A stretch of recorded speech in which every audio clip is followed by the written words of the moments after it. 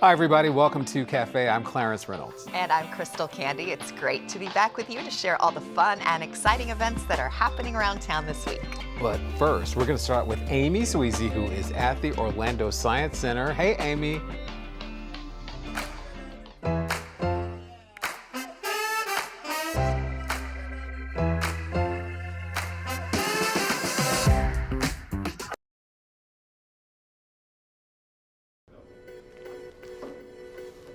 Okay. Ugh.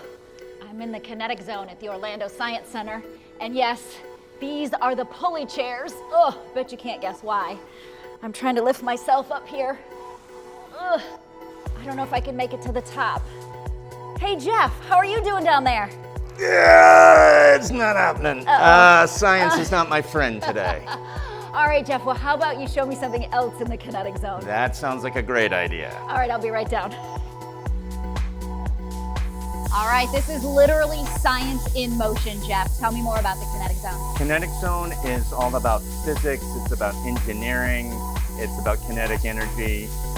All of Orlando Science Center is STEM, but what people kind of visualize when they talk about STEM is really right here in kinetic zone. All kinds of interesting opportunities like this Bernoulli table, Magic. which is using the power of air to levitate balls. We also have engineering challenges, which are challenging people to use their problem-solving skills, their collaboration, their critical thinking, all those important STEM skills. I'm terrible at it. This is my revenge on the pulley chair. Right. Very cool. All right, so what else is in here? We've got some simulators. We've got these great engineering challenges where you can create contraptions that go down a zip line. We play around with plasma balls and some of those traditional Science Center things. So there are a lot of physical science activities in Kinetic Zone that will bring back memories of probably Science Centers and museum visits that you went as a kid or when your kids were younger. Right, and that's a good point too, because the Science Center, you always think about it's families with kids. Parents bring their children here, but it's really for all ages, right? Yeah, there's no age limit on curiosity. So if you're interested in learning something new, come on down to Orlando Science Center. Also for adults specifically, we do Science Night Live, which is an adult night that happens 5 times a year, where on a Saturday night, we open up the Science Center specifically for adults with guest speakers, cool activities, and all the Science Center, but no kids. All right, so you heard it right here. Bring your kids, don't bring your kids. It's all at the Orlando Science Center. Don't miss it. They are closed on Wednesdays during the school year, but open every other day of the week. Yes. She finds the best things every time. And you know, later on this month, they're doing Science Night Live, Right. so adults only event. Stay Nice. tuned for that. Oh, yeah. Oh, yeah. Well, the Bach Festival Society of Winter Park presents Insights and Sounds, Haydn's Music of Vienna on October 5th. Conductor John Sinclair and guest artist Daniel Adam Maltz will recreate Haydn's instrumental ensemble while performing with the Bach Festival Chamber Choir, Orchestra, and vocal soloists. The concert begins at 7:30 p.m. at Tiedtke Hall on the campus of Rollins College. Go to bachfestivalflorida.org for tickets. Autumn is in the air at the Windermere Fall Festival. This community event features craft beer from Windermere Brewing, live music, food trucks, and vendors like Tim's Wine Market. There's also activities for the kids, including bounce houses, face painting, and a bubble zone. The town of Windermere, the Windermere Police Department, and its foundation have partnered for this event in remembrance of fallen officer Robert Robbie German. Admission is free, and the festival takes place on October 7th at Windermere's Town Square Park from 4 to 8 p.m. For more information, go to wpdfoundation.com. The Orange County Regional History Center presents Sam Rivers 100. This celebration honors the life, legacy, and 100th birthday of the late jazz great Sam Rivers. He was a true legend in the world of jazz and spent the latter part of his life and career here in Orlando, discovering a whole new audience alongside a group of talented local musicians. Things get started on October 7th at 2 p.m. with a panel discussion at the History Center about Rivers' life and work. Later that evening, enjoy a concert by the Sam Rivers Rejuvenation Orchestra at The Social on Orange Avenue. The concert starts at 7 p.m. and for tickets, visit thehistorycenter.org. If you're in search of some local artists, local music, and local family fun, head over to the Winter Park Autumn Arts Festival on October 7th and 8th. This is the only juried fine art festival exclusively featuring Florida artists. The festival is celebrating its 50th anniversary this year and will feature live entertainment, food and drinks, children's art activities, and plenty of great art to purchase.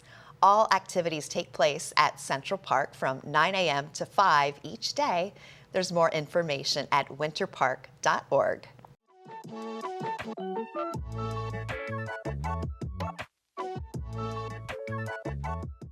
One of the best locally originated plays is coming back to Orlando, and Larry Stallings from the Breakthrough Theater is here to tell us all about it. Larry, thanks for being with us. Thank you. I'm glad to be here. So, tell us about Disenchanted. Well, you're right. It had its start in Orlando at the Orlando Fringe.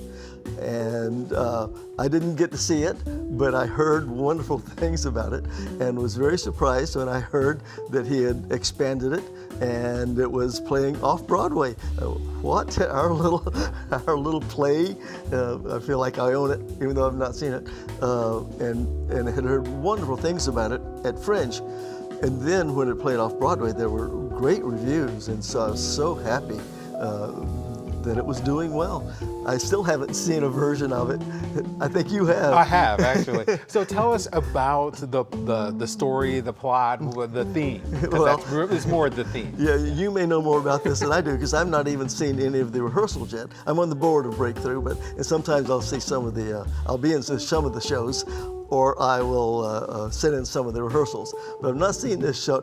I do not know much except it's a bunch of the different princesses from Disney, from other shows, and they are not happy about the way they portray it in some cases, and so they are kvetching about their lives and what the real life of a princess is. Happily ever after, not so happy sometimes. Exactly, right. That's the tagline for it, and it's the perfect tagline, right? Yeah. So tell us a little bit about Breakthrough Theater, because this is a sort of a big production to bring to. It is. They usually only do about 2 musicals a year, and so to start off with one so early in the season is strange, although last year they started with Seussical, but they don't always do that, and so to have this so early in the season is significant, and he wanted to do this because of its local origins and because he was able to put together a really good cast for this, including some Breakthrough mainstays, people who do Breakthrough shows off and on through the years, and some new princesses that have not worked at Breakthrough before. So he was happy to be able to get the rights to do this show. And when it comes to the repertoire for the theater, how does it differ from other theaters in town? Well, I'm not sure it does. In some cases, it does. Some theaters, as you well know, do nothing but musicals, and that's very expensive. You have to have some coins in the purse, right?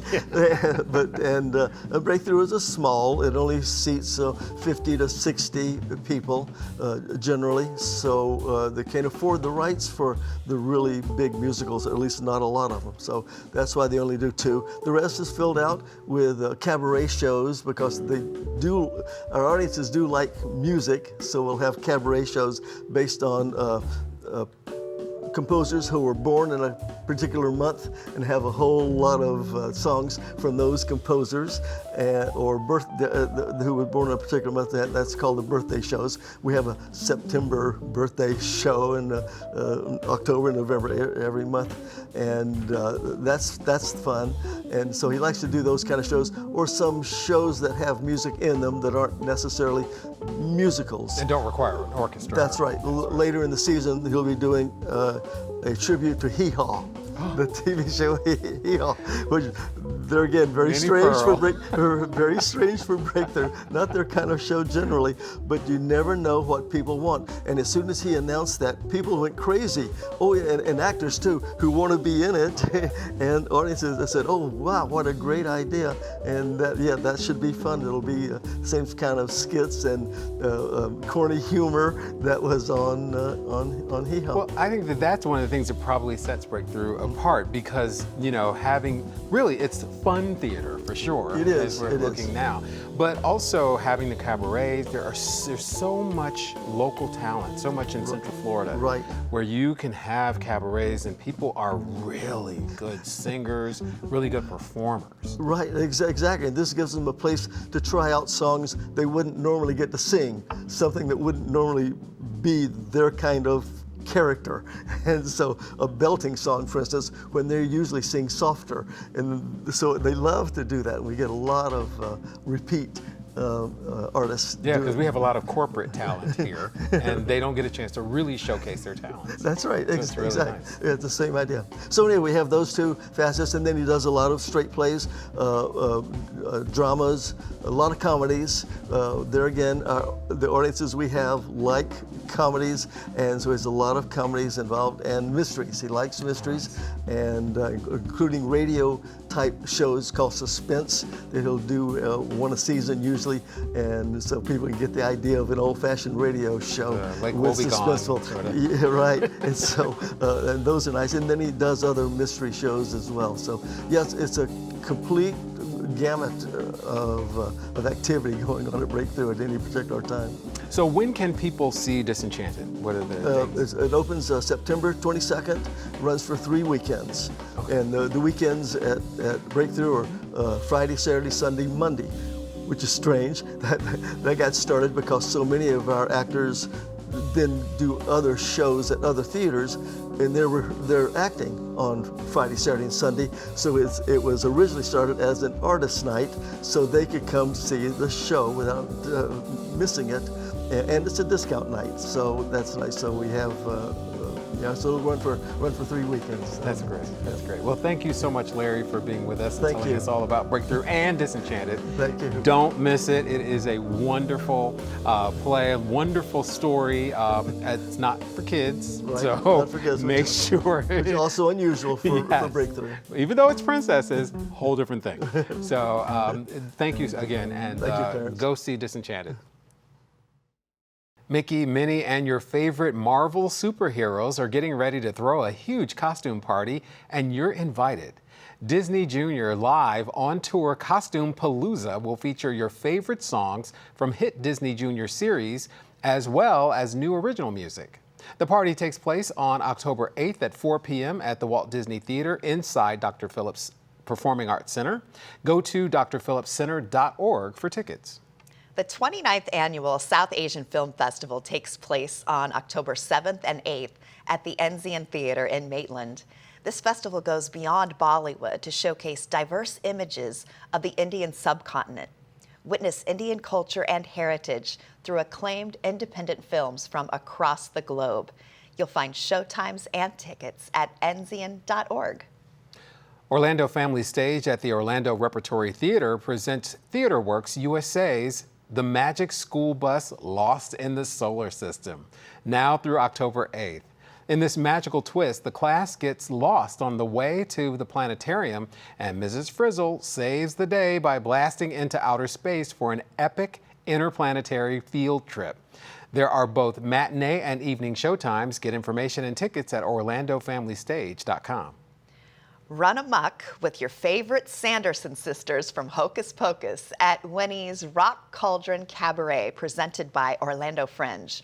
This is a jukebox musical featuring familiar songs with a witchy twist, including a lively rendition of I Put a Spell on You. Evening showtimes are at 7 p.m., and there are magical, kid-friendly events most weekday afternoons. The cabaret runs from October 5th through the 31st. More information and tickets can be found at orlandofringe.org. If you think that Happily Ever After is an ideal destination, you need to meet Snow White and her posse of princesses in the hilarious hit musical Disenchanted. The original storybook heroines are not too happy with the way they've been portrayed in today's pop culture, so they've tossed their tiaras and come to life to set the record straight. The show is staged at Breakthrough Theater in Winter Park and runs now through October 9th with Friday, Saturday, Sunday, and Monday showtimes at 8 p.m. Go to breakthroughtheater.com for more information. Disenchanted sounds like a winner. Oh gosh, it's so good. It's really, It sounds really good. juicy, and I love how it's like totally throwing the stereotype on its head. As I always describe it, you will laugh and you will blush. Oh. Yes, there's a lot going on there. Well, that wraps up this week of events. And if you have one you'd like to share with us for next month, send us an email at cafe@ocfl.net. I'm Clarence Reynolds. And I'm Crystal Candy. Remember to join us next week to see what's new and exciting in your community.